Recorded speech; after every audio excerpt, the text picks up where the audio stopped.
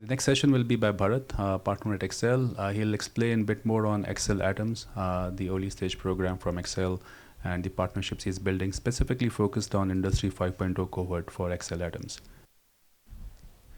Thanks, Sid. I think the last interruption is kind of explains why the analog world is yet to meet the digital world in sort of full scale, and we need to go through this transformation, right? So thanks, Sid. Excited to be part of this event. I want to talk a bit about Axel and what we're doing with Atoms. Atoms is a pre-seed program that we had launched a couple of years back. Essentially, we started off, with what we felt was core to Axel, which is early stage investing, really finding young, motivated sort of founders, entrepreneurs, people with ideas, and giving them a shot at building something interesting. We've done 24 investments till date as part of 2 cohorts. These were largely sort of horizontal, areas, and we went back to the drawing board and said, what more can we do, right? We take a lot of pride in the Atoms program, and think of ourselves as being in this perpetual beta stage where we're constantly sort of trying to innovate, keep our ears close to the ground, see what people want. So as a part of that, now we've launched Atoms 3.0. These will be very specialized cohorts, starting with 2 areas, AI and Industry 5.0. So very happy to use this opportunity to sort of kick that off. As a part of this, we'll be providing up to $500,000 of capital from Axel's end, and true to Axel's philosophy, the idea is really to collaborate with folks from the ecosystem, and using this opportunity to announce collaboration with TDK Ventures as well. So Sid and I have been talking about this, and glad to see this coming to fruition now. The idea is to pick about 3 to 5 companies over the next 6 months as a part of Atoms, and essentially providing them with mentorship, access to the community, and better GTM through some of the partnerships that we're building for entrepreneurs to go pilot what they're building in the manufacturing and industrial ecosystem. So that's about Axel Atoms. Yeah, very excited about this. Back to you, Sid. Very great. So this is impressive program, and what we really feel at TDK Ventures is by partnering with Excel in the Atoms, we can really bring a lot of value in terms of we call TDK goodness. What value we can bring to the entrepreneurs in terms of the access to supply chain, access to newer markets, customers. So the engagement with Excel on the Atoms program truly brings forward the TDK goodness in the areas where we can really help the entrepreneurs. We have the first panel coming up, as you can see everybody on the screen here as well. The panel is focused on Industry 5.0, investments and trends, what we can look in the ecosystem. We have 3 panelists and 1 moderator. I would like to invite Swapna Gupta. Swapna is a partner at Avana Capital and focused on climate tech and sustainability fund. She leads the India investments and her stellar work in the ecosystem has been recognized worldwide and recently recognized by the GCV as a top 50 emerging leader in the corporate venture community, and was the only one from India on that list. So it's a great achievement. Along with Swapna, we have Nratya from 314. Nratya supports investments and capital growth and works very closely with global institutional and strategic investors to drive the growth of 314 portfolio companies. Her team partners deeply with portfolio companies in planning and achieving financial and strategic objectives. Welcome, Nratya, on the panel. And joining them is Avnish Sabharwal, Managing Director at Accenture Ventures and Open Innovation. Avnish is an innovator, disruptor, strategist, and technology evangelist with more than 30 years of extensive experience and a very good track record around advisory innovation, digital transformation, which is the core theme of our event today, corporate strategy and leadership development for Fortune 500 clients in both mature and emerging markets. The panel will be moderated by Bharat, so I welcome Bharat again on the stage.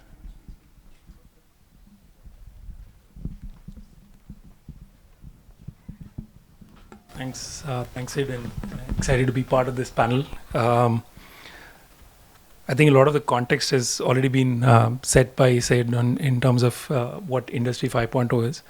I wanted to kick this off with with one question, open it up to all the panelists. Essentially, why now, right? In your opinion, why is now the right time to emphasize, focus on Industry 5.0 as investors, as somebody who's looking at the ecosystem, right? Maybe start with you. Yeah. Great to be here, and TDK has always been a great supporter of the ecosystem. I've been in the Indian ecosystem in the VC investing space for about 10 years. Prior to this, I was with Qualcomm and really saw cutting edge technologies. At that time, we used to call Industry 4.0. Now it's Industry 5.0. Maybe there'll be an Industry 6.0 soon.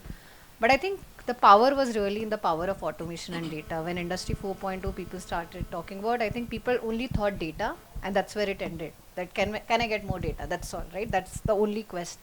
I think now it has become more about what can I do with this data? Can I make it more efficient? I'm a climate investor, right? So now I look at it from a climate lens versus just a very generic lens. So I'm going to put that on it. To me, Industry 5.0 is if I can automate something, can I get more efficiencies out of it? Can I reduce emissions? For example, if it's in manufacturing, can I reduce the wastage? If it's in water management, again, can I have better water conservation? Can I have more data around it? If it's in industry, large manufacturing spaces, can I have more emissions reductions, right? So from that angle, if you start seeing, it becomes more sort of sustainability centric versus just a big pile of data which you think is a gold mine, right? It becomes more answer centric versus just a lot of data.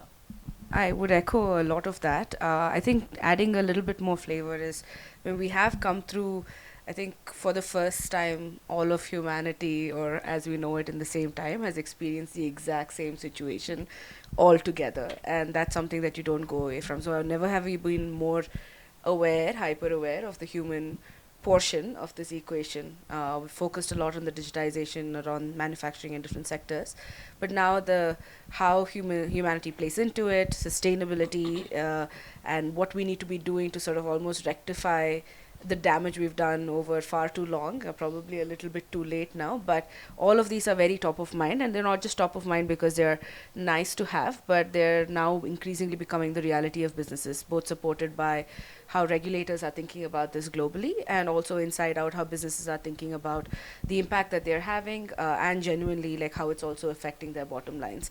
So doing far more with less, doing more, keeping that collaboration between both automation and humans at the very center of it, and how you can sort of build off of that is at the very core of Industry 5.0. And we've bet on several things within this space, and we will continue to, and we can talk about that a little bit more in detail.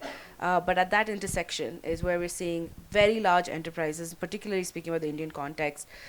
We have a large LP base of deep corporate, capability and power in India, and the way they are thinking about every one of their businesses, whether it is automotives, whether it's traditional manufacturing, chemicals, etc., is with these things in mind. And these are you wouldn't see this kind of forward thinking, you wouldn't anticipate that this would come from them, but we're talking about the Tatas, the Reliances, and everything from that level below, thinking about this as a very important and pertinent thing to their businesses today.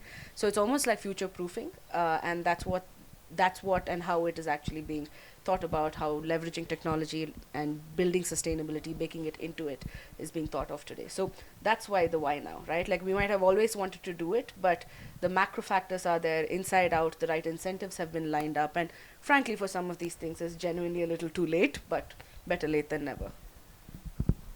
Yeah, Avnish, your take on this? Yeah, so first of all, I'd like to thank Sid to have invited me for this panel. So great to be here. As far as Accenture is concerned, we have always talked about Industry X.0 for precisely this reason, that we think that it is very difficult to put and silo a technology into some kind of a period, because Industry 4.0 will soon become Industry 5.0. So we have always called it Industry X.0. But being the biggest digital transformation consultants to global 500, 2000 companies, we saw that the first impact of digital transformation in Industry 4.0 was around optimizing of operations and improving productivity. And that's how things went, and technologies like AI, data, industrial AI were used to do that. But then the pandemic happened, And with that, the supply chains and manufacturing operations were had to be recalibrated. And because of that, there was a much greater emphasis on resilience of these supply chains. A lot of these supply chains broke down. I think we are all aware of that, and they are still, some of them are still not got back to it. So the resilience of supply chains, the end-to-end visibility came into fore after the pandemic. And as this was going on, there was also the emphasis on the climate change, which was happening, right? So sustainability came in a big way. So the answer to why now is because of these things. That one, the model is itself been evolving, and it will evolve into something different as we go ahead. But with the pandemic and the climate change emphasis, the things on resilience, on inclusivity, on sustainability, which were at the back burner for some time, have now come in the front. Correct. So I'm going to ask myself the same question, because as an investor, I keep asking myself this, and in the context of Atoms and some of the investments that we've done, we actually started out with what I would call industry 4.0. We've done close to 10 plus investments in that space, and some of the big learnings for us has been how the human element has caught up so quickly, right? So a lot of these companies started technology first, and in some ways that was a leading indicator of what was coming to some extent, and we are like super excited and doubling down specifically on this, because from a decadal view standpoint, I think the tailwinds towards manufacturing in India also seem quite promising, and then globally, feel like this transformation is going to be very, very relevant, right? Like to Nitya's point, better late than never for some of the stuff that we've done over the decades. So getting into some of the specifics, as investors, what are some of the themes that you're very excited about? Maybe we'll start with you, Avnish, specifically if you want to talk about 2 or 3 areas within Industry 5.0. So quite a few things actually. So number one thing which we are working with our big manufacturing and industrial clients is looking at decarbonization. So that's a major theme for us. Recently, we worked with a major oil and gas company in Asia Pac, and they asked us to do an international challenge for them to look at very, very deep decarbonization technologies, which could actually, they have a 2040 goal, but they also have a 2024 goal, right, which is next year. So they are trying to look at technologies which can impact their 2024 goals, which are very near, right? So we are looking into those technologies, and a number of Indian startups in this area were selected as part of the overall selection process. So that's one area. I think decarbonization is very big. Then the whole thing about circular economy, I think that's something which is very exciting for us, and we have been looking at it very closely. On the decarbonization, actually, we just acquired a startup called Flutura. Some of you would have heard of it. They were actually an industrial AI startup to begin with, and were looking at predictive maintenance and asset optimization. But over time, they have actually recalibrated their own platform into something which is helping big companies in their decarbonization and transition to net zero. So we acquired that company, and that is one of the reasons why we did that. So circularity is another one, and then we are also looking at sustainability in IT, right? So because we are major IT and technology companies, we are trying to see how we can, for example, do much more sustainable software development. That is something which is core to a lot of things which we are doing in Accenture now. So obviously it's an investment area for us as well. And then looking at areas, for example, like digital twin, we recently invested in a company called Sin2. If some of you have heard of that, that's a very exciting investment for us as well. So yeah, these are some of the things which we are investing in. Yeah, I mean, across the board, right, across sectors, our view has been to invest in more software and platform enablers of some of these larger themes than, individuals going at it, and very deep tech plays at that. So, for instance, we have a company called Exponent, which is a rapid charging enabler. So, essentially, Altigreen, Fino, all of these, Fino Mobility, all of these different commercial vehicle fleets are essentially exponent powered, which brings down 6-hour charging cycles down to 15 minutes, which changes the game of like how long you can sweat the asset, but also means very different things for EV adoption and commercialization across India. So that is a pure platform player. So they're like the Intel Inside. We will give everybody the ability to rapid charge, regardless of what kind of a vehicle. We'll go after buses next. We'll go after three-wheelers next. So we like assets and entrepreneurs who think like that, who look at the broader problem, think about where all of the incentives are broken, and think about platform solutions that will solve it for different stakeholders, right? So whether it is in agri, and I think of agri as industry as well, I think of pure play manufacturing as industry as well. So each of these things, the kinds of bets we are taking are platform approaches of really, and in founders and who can really identify where incentives are actually broken. Because I think for a long time, a lot of the sustainability work needed to be driven directly top down by regulation and incentives put down by either the government, because the economic incentives were not as apparent in the shorter terms. Now, if you go in and sort of really unwind why something can't be commercialized to the level that they need to be, and you have founders who are very keen about thinking about economic incentives across stakeholders, that's the kind of founding team you need, piled on top of fantastic tech, right? So that's how we sort of look at it. We've got a lot going in digital health as well, really thinking about how you leverage technology. And of course, in health, you've got human beings at the very core of everything that you do. So automating hospitals, how you think about really remote patient monitoring and really expanding that. But again, players and founders who really understand what stakeholder incentives look like, both economic and otherwise, and how you can pull them into a solution. So that's a bit, I can go more specific if you want. Yeah, for us, I think, well, I always say this: climate is not really a sector; it's a theme, and it has applications across multiple sectors, be it energy, be it resources, be it supply chain mobility. I think Industry 5.0 has become more pertinent when we think about the sectors like supply chain, mobility, logistics, more than other sectors, because there is just more data, there is just more opportunities to automate the systems. And again, I mean, just dumping it down, Industry 5.0 is nothing but there's automation, there's digitization. Now, what do you do next, right? How do you make it more sustainable? How do you make it more resilient? How do you make it more human centric? So, to give you an example, for example, every large corporate out there, right? They have a lot of large manufacturing plants, operations, supply chain. And now all of them are at a place where, well, we have worked on our revenue, we have worked on our costs, but still our shareholders, and going back to regulatory push, are asking us what are we doing better for the world. So now that we have all this data at our disposal, can we do anything better? So scope 1, scope 2 emissions, everyone is measuring. Can we do scope 3? And now with the advent of Industry 5.0, what has become more real is now you can measure better, you can have more accountability. So we are just about close to, say, investing in a company which does scope 3 emissions. This company could have not been honestly done 10 years back because you would not have data at your disposal.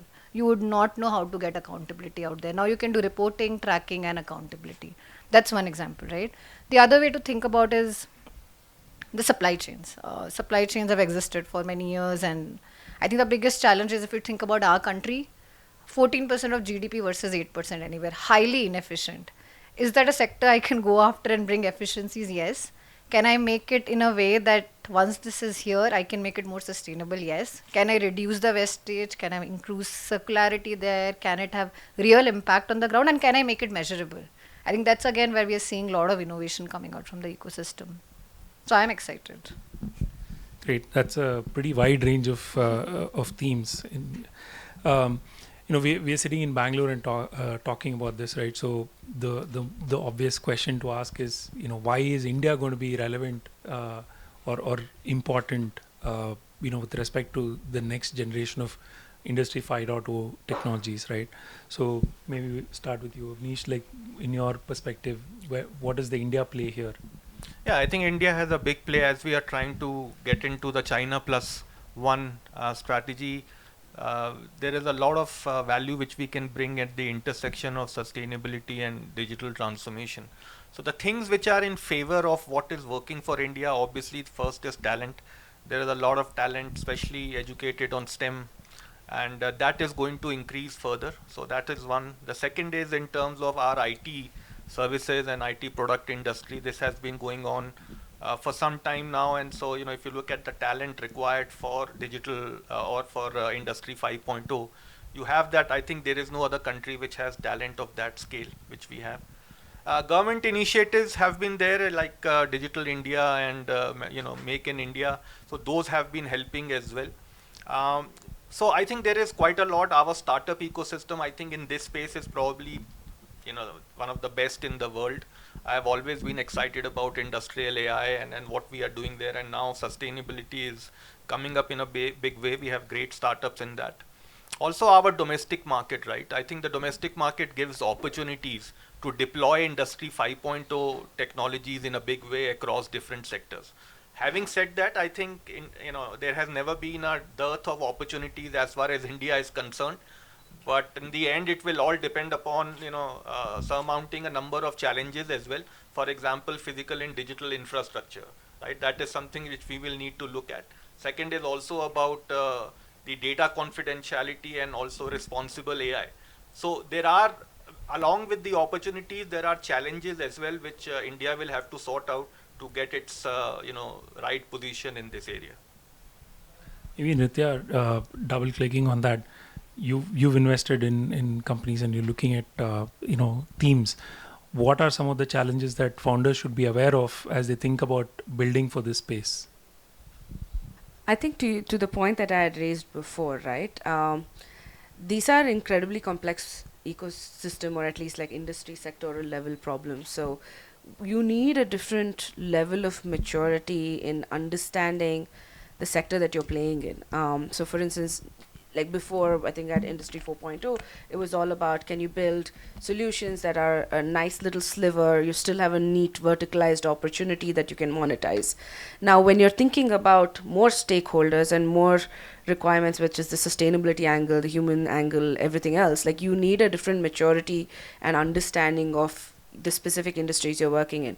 For instance, like I brought up digital health itself, which is long in this country not seen very large outsized outcomes as yet. We've had large companies, but we've really not had very successful, deep things. But now what we're seeing is a whole generation of founders who've seen what it takes to sell into health, and also a healthcare ecosystem that has become a lot more open to technology itself. You need somebody who is not just able to navigate the technological heft required to build a deep solution that causes more than just incremental change, but also a master at understanding that you're dealing with not one or two stakeholders in these complex ecosystems. You're talking about at least 5 or 6 with very, very different sets of incentives, and you need to be able to solve for that to have a solution that truly goes very deep within that. So Industry 5.0 itself commands a very different level of sensitivity, understanding and maturity, and planning from very early on. For instance, the whole previous generation of startups, we saw ESG being something that you opted in to do, and that gave you a good label, right? Into this generation, we need that to be a very core part of your business, with planning beginning right at the start. So that requires a different kind of a founder. So when you're talking about what do they need, I think we already have it. We're seeing a very different caliber of founders today, but going after and building intentional solutions for this needs folks who think beyond just the specific ecosystem they're solving for, which are already complex, but also how players like, say, the banks and financial institutions that are not just VCs can fund the way that you grow. How do you leverage that to sort of fund your capex better? And that's not a relationship that has ever existed very well before. So really thinking through how that ecosystem has changed and pulling in all of the levers, that requires a different level of maturity. And Swapna, you mentioned about the climate theme, right? Like some of these, there's also this global perspective that you have to look at when you're building as a founder, right? How translatable do you think businesses that are being built in Industry 4.0, 5.0 in India would be from a global perspective? Yeah, I think that's a good question, because honestly, I think India is late to catch on to technologies. It's always the cost arbitrage, right? I think thankfully what used to be IoT became Industry 4.0. Now at least we know technology has been adopted widely, and that has been a lot of function of what happened globally, and people understood the power of technology. What's really changed, I would say, is when, say, a global company does warehouse automation, for instance. For them, it's simple cost arbitrage. Where it's cheaper, let me do it, right? In India, that cost arbitrage, unfortunately, does not exist because labor is so cheap. And I'm just giving it anecdotally, right? So, for example, I was having a recent conversation with this great company which was doing warehouse automation, and they thought about it very differently. They said, look, great, okay, I don't have cost arbitrage, but what I really have is electricity arbitrage. So, every time there is no human in the warehouse, I can actually shut down everything electric, everything which is electricity there. These robots can just move around on their own, and imagine what kind of efficiencies can I get you just from carbon emission point of view, right? So those sort of thinking is very relevant to India versus a global perspective where adoption happens easily because, hey, I have cost savings, right? And that's all corporates care for. But in India, I think you have to spin it slightly differently for people to adopt technology. And then you have these new angles of sustainability which really help corporates move towards sustainability. So I think there is something to learn from globe, but something to be done locally. Could I add to that? Yeah. I think just the warehouse automation example is again a space we're very actively investing in. What's interesting is that India poses as a market across every sector a very different set of problems. And again, I challenge your definition of global because for the last couple of decades it's been building here for the US or EU. But there's a very large part of the world that is also coming up that looks nothing like those countries and have similar problem statements and similar constraints as India does. So honestly, into this decade, Indian innovation and what is built here becomes like a testing ground for what could actually scale and become truly global beyond the West, right? Even in the West, for instance, in warehouse automation, a company called Unbox that really brings down the flow print that you need and that you can automate. So you talk by about a tenth of it. What this means, and their India use case was, yeah, there's so many last mile delivery hubs in this country and very few very large, floor plate warehouses in the country. How do we make sure automation reaches that? Now, how that translates to an H&M group is H&M around the world has been thinking about turning each one of their stores into fulfillment centers. And there has never existed technology that has talked or thought about reducing the floor plate that is required in order to automate. And that efficiency, which was brought about by the constraints of India, suddenly changes the game for global players. And this kind of stuff we're seeing everywhere, right? The constraints that are applicable here, of course, to your point, you need to reframe it into the problem statements of the West. But there are really unique types of innovations that we're seeing, specifically in Industry 5.0, that translate extraordinarily well globally. So, I mean, I'm genuinely, for one, very excited about the next decade. I'll maybe just add Yeah, I very was quick gonna ask point. you. I think, for this to happen, for making sure that Indian startups are, going global, first of all, you know that the Industry 4.0 or X.0 kind of startups we call deep tech. And deep tech, we know what kind of issues deep tech startups faced, right? And mostly they were first of all software, and then we started adding hardware to it, for example, and that became hard tech. And now we are looking at adding sustainability and climate problems. I call that tough tech, right? So as you go from deep tech to tough tech, their requirements and demands are very different. If we are not able to meet those requirements and demands, then to ask this question that whether Indian startups will be applicable or category leaders globally is, I think, doing a little injustice to our startups, right? So the ecosystem needs to respect that as the evolution happens to tough tech and Industry 5.0, we need to, right from the entire ecosystem perspective, whether it is investors or corporates or government, have to come together. Only then we will get global category leaders. Got it. Maybe now we'll open it up for questions to the audience. I have one interesting question, but by the way, very insightful discussion amongst the four of you.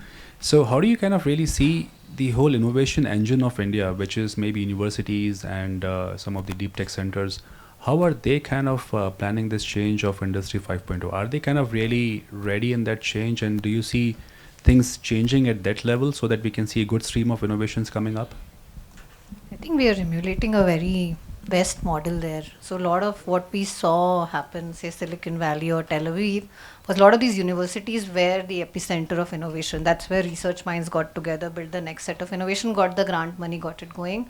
What I'm seeing is very similar at IIT Chennai, ISC, BITS Pilani, IIT KGP, very similar. Great research people coming together, actually taking it out. I think earlier, when I started deep tech investing 10 years back, the biggest concern was, well, two people coming from IIT research lab, will they know A, how to take it out, how to protect the patent out of the university ambles, and B, will they know how to scale it up?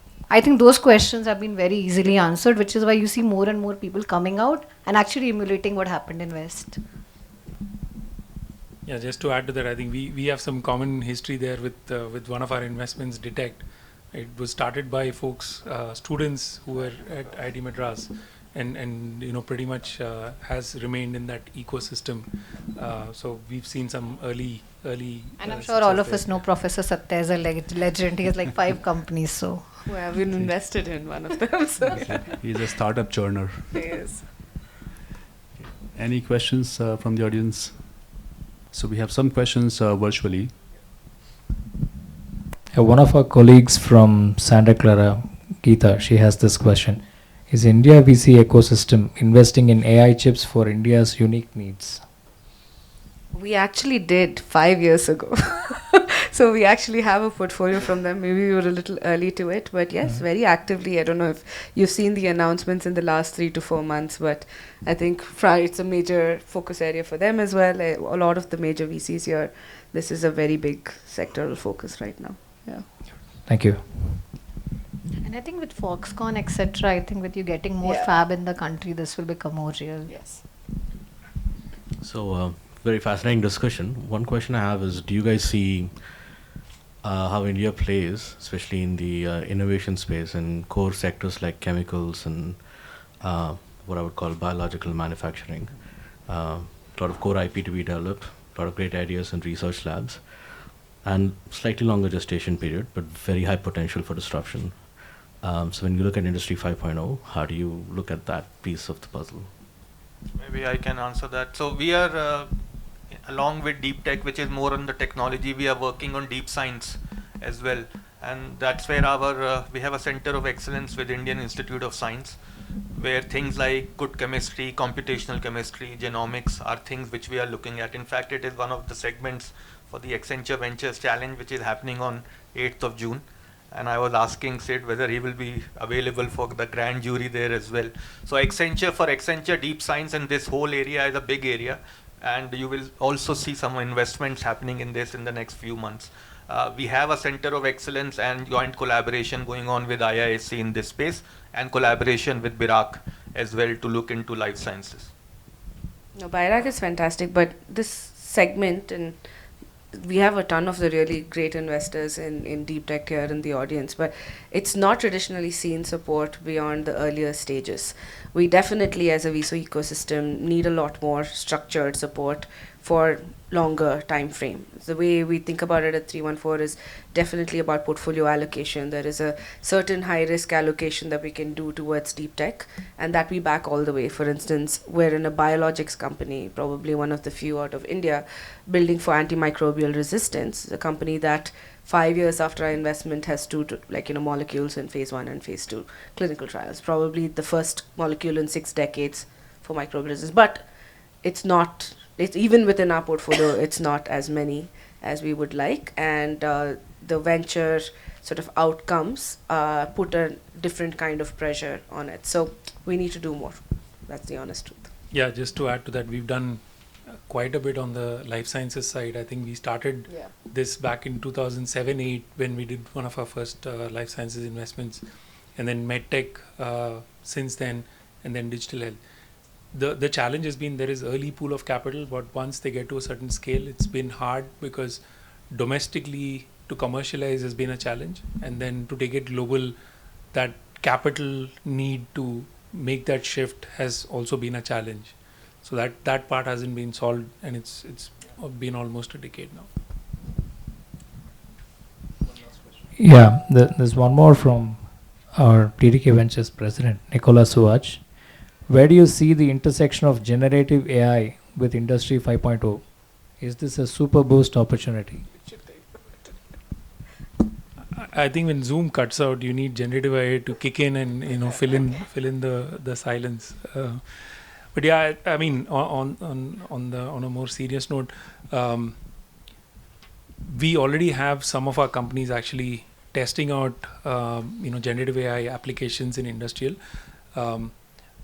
My perspective on this is it's probably going to be a little slower in adoption because these are large enterprises, and you got to test this out on the edge quite a bit before you can actually deploy.